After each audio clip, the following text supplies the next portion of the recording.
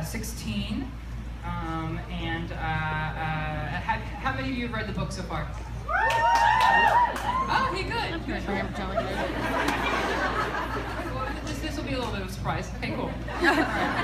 So in this chapter, this is when the twins and their friends have traveled into Neverland, and they try to convince Peter Pan to take them to Neverland. Or actually, they're in London rather, and they're trying to get Peter Pan to convince him to take them to Neverland. Froggy is not with them because sadly Froggy gets kidnapped at his own wedding. It's a very emotional chapter. And he gets kidnapped by a witch named Marina, who has horns, which Red refers to as the goat. Alright, so here we go, alright. Peter, we know where Tinkerbell is, Connor said. Where? Peter asked. He was so excited he flew a few feet into the air and hovered right in front of the twins. A very bad man has kidnapped her, Alex said. He's using her to recruit Captain Hook and the pirates into a special army he's forming. Will you take us to Neverland? With your help, we might be able to stop him and save Tinkerbell, but we won't know until we get there. Of course, Peter said. Follow me! Peter shot into the sky like a rocket and disappeared from sight. He had completely forgotten to take the others along. This kid has some serious ADHD, Connor said. They waited for a few moments and were relieved when Peter finally returned. Sorry, I forgot to give you the magic pixie dust, he exclaimed. He reached into a small pouch on his belt and threw a handful of shimmering dust on each of them. Pow! Bam! Kaboom! Shazam! He said playfully and pelted them with the dust until he had none left. None for me, thank you, Mother Goose said when it was her turn. The last time I had pixie dust was 1964. And the next day I woke up on top of the Brooklyn Bridge with a tattoo of John Lennon on my ankle.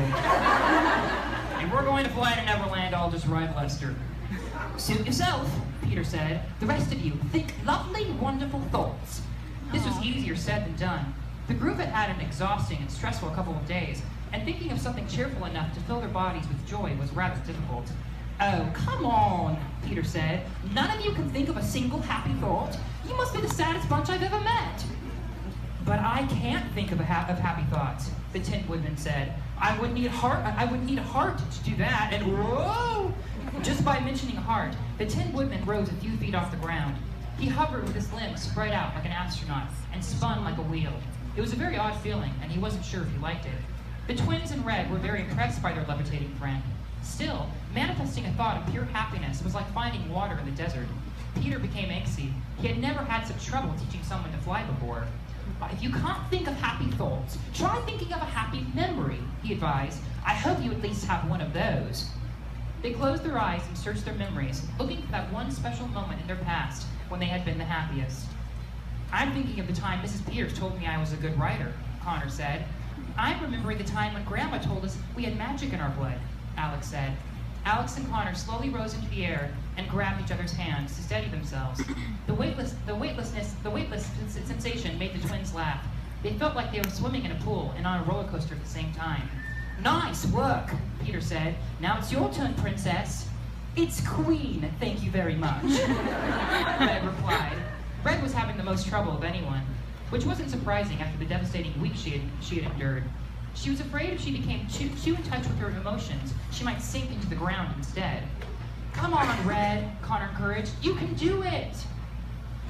Forget about the wedding, Alex said. Remember the time you were most happy. Red closed her eyes tightly. I'm thinking about the day I became queen of my own kingdom, she said. She opened one eye to see if it had worked, but sadly, she was still on the ground. A memory wasn't going to work for her. Everything she thought of only reminded her of Froggy and how much she missed him. So instead of looking into the past for happiness, Red looked into the future. I'm thinking about the day I get Charlie back and get to slaughter Marina like the cow she is. The young queen propelled into the sky like a firework, screaming as she went, and rose higher than anyone. Her friends cheered and clapped for her. Red twirled through the air, fighting to keep the layers of her dress down. Eventually, she managed to straighten herself out and looked down at the others in fright. She couldn't believe how high up she was. And away we go, Peter said, and flew off into the night sky.